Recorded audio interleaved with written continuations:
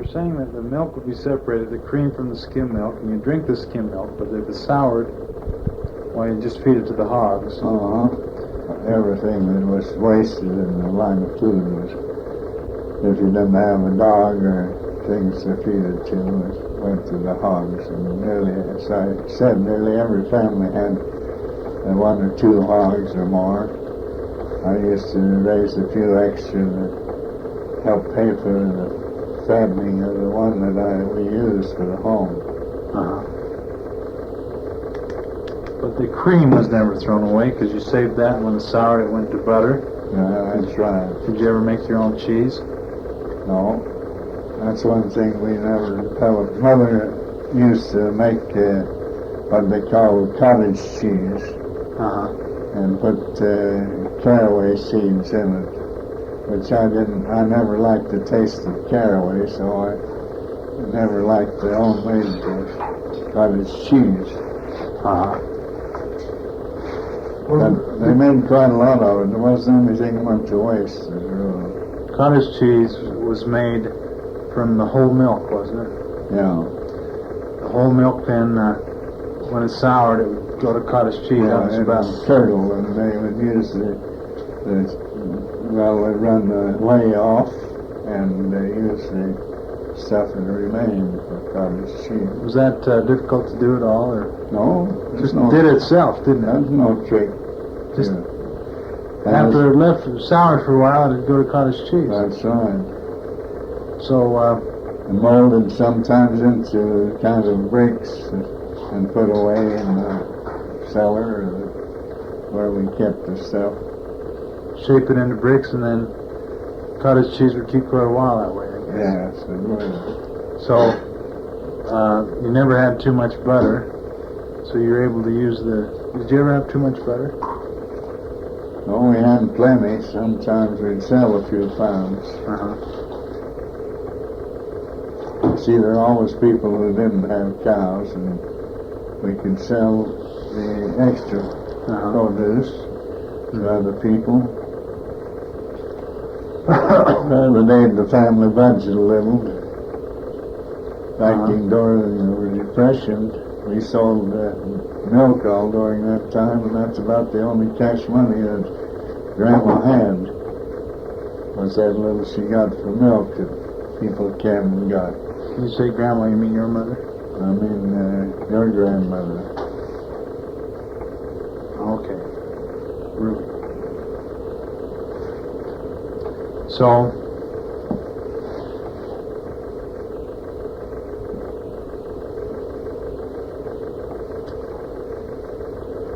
during that summer, we had the only cash we had after school stopped was I sold a calf for $8.50 to the market, and that was very precious cash.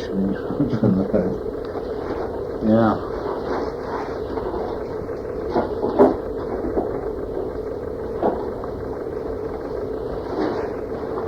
Well, I think that's interesting how the milk was handled. When did you first have a refrigerator then?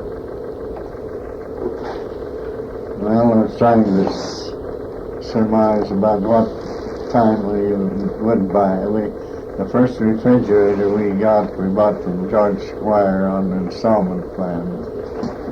And that should be around in the 50s. Maybe 1950. You mean you didn't? We got our first refrigerator. You didn't have a refrigerator when I was born then? Because I was born in 47. I doubt. That was when we used to go down to Ephraim, wasn't it? I remember that you had, for a long time, you went to Fairview, to the locker, the meat locker. No, we kept our meat up there. I'd kill a hog every winter, or very often, better than that, we would raise a calf, fatten it till it got to be a young, small beef, and then we would kill it and put it up there in the locker. And that would furnish the meat for the year. And then, of course, when we had meat, we'd have to go up to Fairview to get it. But we'd go and get 2 or 3 pieces at a time, you know. Keep it at home. We usually had a refrigerator by then.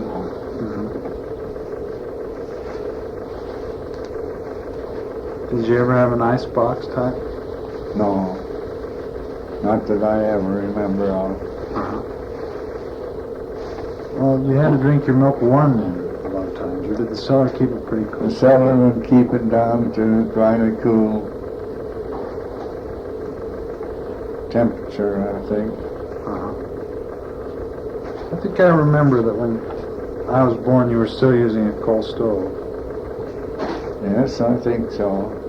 Because I know that the coal stove sat out in... Well, as a matter of fact, the year I was born was the year you built the utility room. Well, we moved the coal stove out in there when we got our first electric stove. Yeah. But you had to have a coal stove for heat till that utility room was built, because that's when you had your furnace. That's right. That's what we built that for, was for the furnace.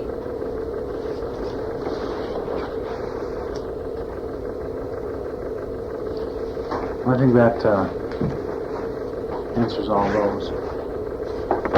The last question we had was regarding your parents' child-rearing philosophy and the rules of the house about chores, attendance, and curfew. And I think do you remember anything else you wanted to say about that? No, I can't remember what you said about it. What do you remember about your grandparents on each side? You had the Jensen grandparents and the Munson grandparents. And my father's mother brought her 6 children over to America on a ship, and they bought a little house. They had some money because they were in the butcher meat business over in Denmark. For a long line, they were butchers, and sold meat in the open market there in Aalborg. And so when she came, they never had too much money. They, as I remember,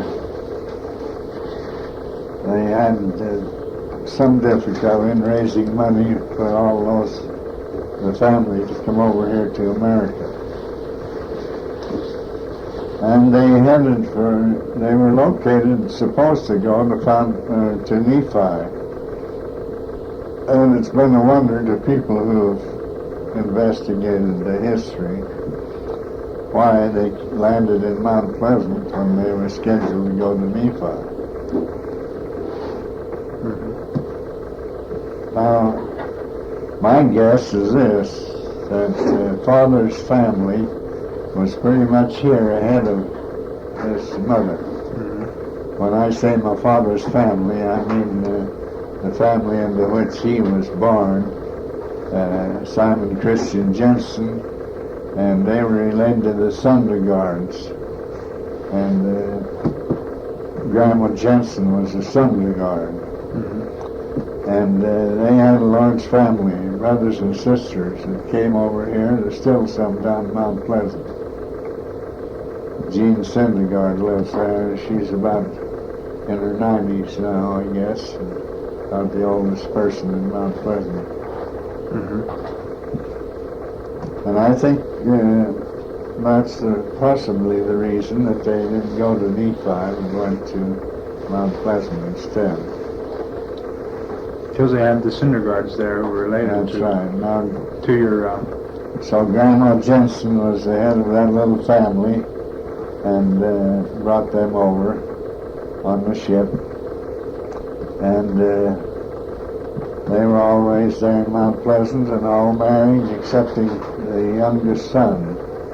And he became a little disaffected and we lost track of him for several years, and finally Father was up shearing in Montana, and he ran into some people that knew him up there. And he did come down and visit then and spend a lot of time. And I met him at conference in Salt Lake when I came in. I was going to school at the Brigham Young University. But he died up in Montana. That was your uncle? And Uncle Severin, the youngest boy. So, your father's parents brought... Father, that's the history of my father's parents. They brought your father then as a child, in a sense that he was a pioneer and that he crossed the He plains. was 17 years of age when he came to Utah, to Mount Pleasant. Did he take a ship to the east coast and travel across the... Yes, and traveled across, I don't know what organization they came with, but of course that was later. It was around in the 80s, I think, when they came to America with his family. It wasn't quite so difficult then. No, and the way it had been paved was prepared by other people. You don't know whether they used a wagon or covered wagon or how they did. They weren't pioneers in that sense.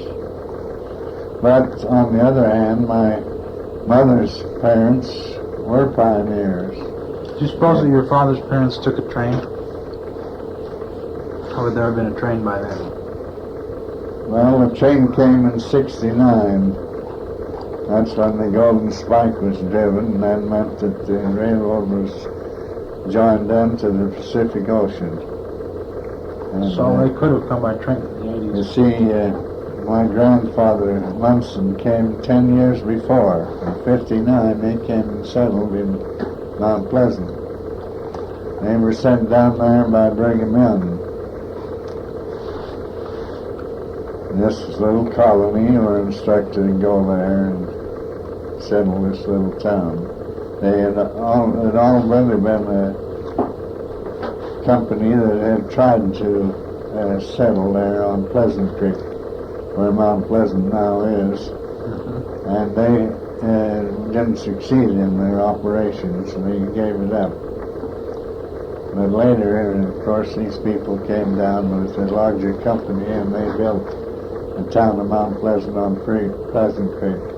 They built a fort, and about enclosing what we term now as about 2 blocks, where the high school now stands. And this fort was so arranged that there were little rooms all around the outside of near the wall of the fort that furnished a part of the house, don't you see? And they when times of trouble, they would drive their cattle in even, and the people would all congregate in the fort for safety purposes. Now, Grandfather Munson located in the southwest part of Mount Pleasant, and he was, his job as a pioneer was to guard the city from in that southwest corner. He was in charge of the protecting of the saints from the Indians from that section. And his land was out there. And this pieces of land that he owned are still there, right in the southwest corner of Mount Pleasant. He has a piece of land that's the first one in the field there. And I don't know who owns it now. Frank Pritchard. They got it, I believe, from Uncle Jim, his father-in-law.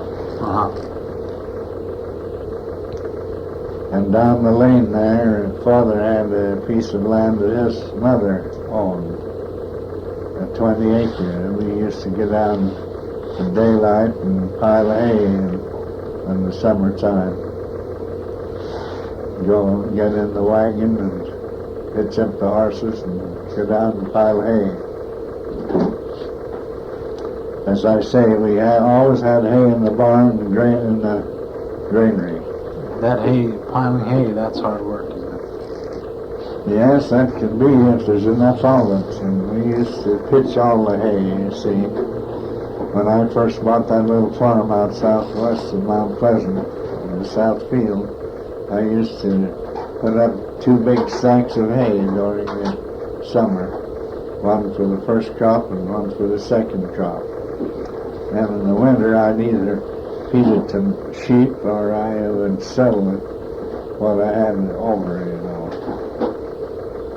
When you say 2 big sacks. Stacks. Yeah. We had a pitchfork and a derrick, and the derrick would swing up there and swing into the stack, and there'd have to be a man on the sack and one on the load. And then we'd have to have someone ride the horse. I had a team of horses, and the girls used to help sometimes with the stacking of the hay. Usually, though, I'd hire a boy and a man to help me and pitch the hay and to stack it. You take it from the wagon onto the stack using a fork and a derrick. Yeah, that's right.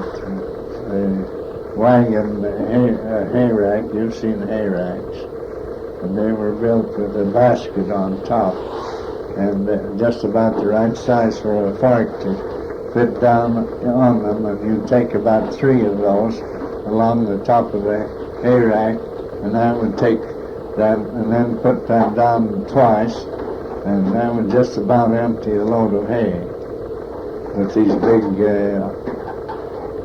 Jackson forks, we call them. It was sort of a curved affair with a lock on it, and we would put that down in the hay and then lock the thing down. And when the horse would pull it up with these pulleys on that big high arm with the derrick, then it would draw it up out of the rack and swing it onto the stack.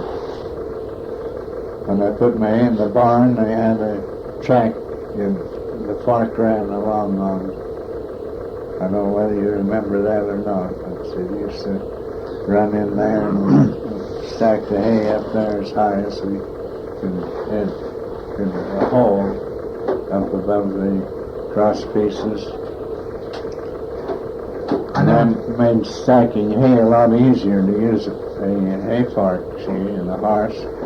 Now, later, as I got my hay in a different way, I used to have Lois ride the tractor and pull the hay up and back it. See, we used the tractor instead of horses. I had a little tractor, a little John Deere tractor. I don't know whether you remember I remember that. the tractor. I drove it. At least I sat on your lap and steered it. Well, that was a good little tractor, and for years that did very well, and I was able to do all my farm work then by joining with 4 other farmers to buy a hay baler, and in that way I could bale my own hay and haul it home on the flat wagon and in bales. I remember riding the tractor with the knife and cutting it, and then I remember the bales used wire. Yeah, wire bales. And I remember those bales. I remember going out with you to feed the cows and breaking those bales apart. We had to be careful with those bales that some little wire doesn't get broken off and into the stack, because if that got into an animal's stomach, it would irritate there, you see. That doesn't happen very often with people. Once in a while you'd hear of it. But this tractor did make it possible for me to do all my work in the summertime. It got to be rather hard to lift those 100-pound bales, you know, and get them up. I'd stack them up about 4 or 5 deep on the flat rack, and that would hold 45 bales. Now that was equal to about 2 tons of hay. I would pull that sometimes behind the tractor and sometimes behind. I bought a little Ford truck down in Spring City that I used when I was dry farming. I drove the truck too. Had a hand throttle. Yeah. And you know, that was a red handy. fire extinguisher on the side. That old truck was really a secure thing, because when I'd go to school in the morning and the car wouldn't start on a cold winter's morning, I could put my foot on that starter in that truck and it'd go every time. Well, so we used that quite a lot, even in my school teaching. Took him to school. And that little truck made it possible for me to haul my grain in myself from the dry farm and other places. I would haul it into the granary, you know, and I was able to do that alone too.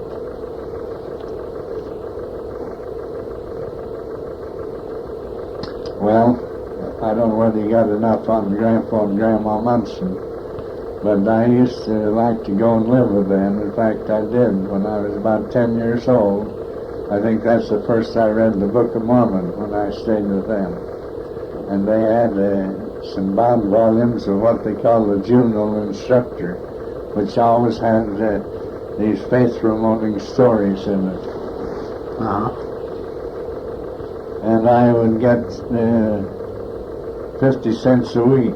Grandma would see that I got 50 cents a week for staying there and milking the cows, and of course I got my board. And a couple of winters I stayed with them. I would get up and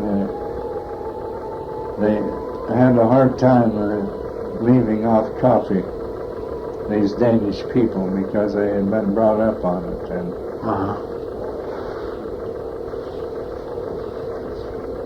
She used to drink coffee then.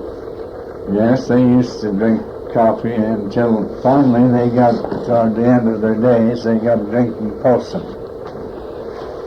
I noticed from my records that Grandma Munson died in 1912.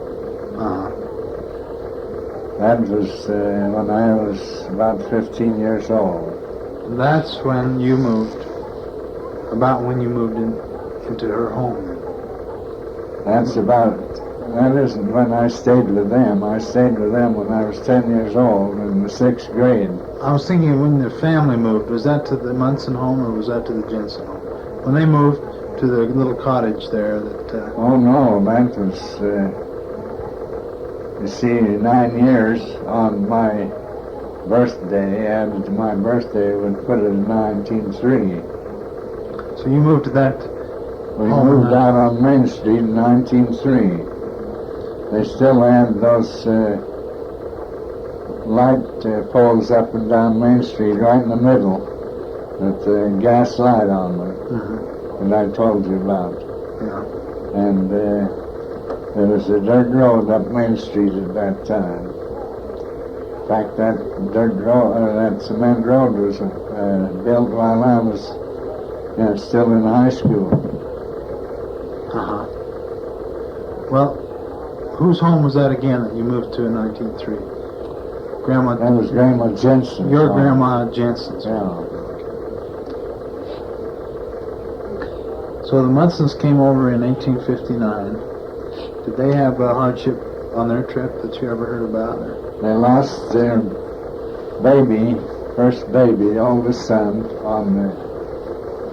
coming over on the ocean. He was buried in the sea.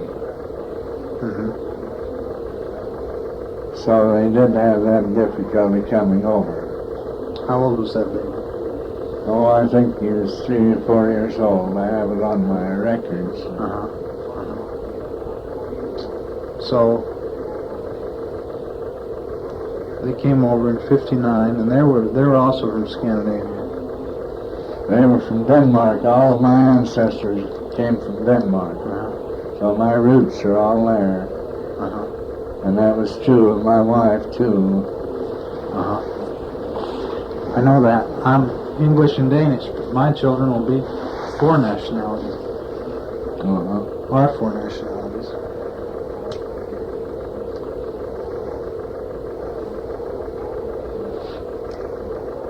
And did they come by wagon? They couldn't have come by train? No, they came by these companies that they farmed in St. Louis, organized companies of the saints, and they knew they'd send word to Brigham Young and they were coming, and they would expect them and be ready to receive them when they got here. You see, they had advanced information by the mail, I think. No, at that time they didn't have mail service by Pony Express in the West, and other ways that they transported mail. Do you remember when they had the telegraph to Mount Pleasant or to Salt Lake? Well, I remember that little Annie, she was a little sharp lady, used to run the telegraph office. Later developed into telephone, but to begin with, it was the telegraph office, and they knew how to run these little machines that would send the dot dash system, you know. Little Annie, they called her. She operated that. When was that? Well, that was from the time you can remember? Just as well, I can remember going into that telegraph office before the telephone was put in. And I saw most of the telephones, that is, in my time, most of the telephones came into Mount Pleasant. And we, along with others, got them, and there were 6 and 8 parties on the line. They each had a different signal. So many bells would ring for a certain party. So all phones on the line rang? Yeah, they all rang on the line. But you knew your ring? We knew when so many came. I don't remember how many it was, but it was quite a thing because you could take down the receiver and listen to conversations with different people. Not much privacy. No. Do you remember when the telephones went in? As I remember it, it was shortly after the turn of the century. About the same time as the electric lights came. Of course, I keep asking you for these specific times, and you can't remember them all. But, well, it helps to kind of orient yourself and get yourself put in the spectrum of the passage of time and so on.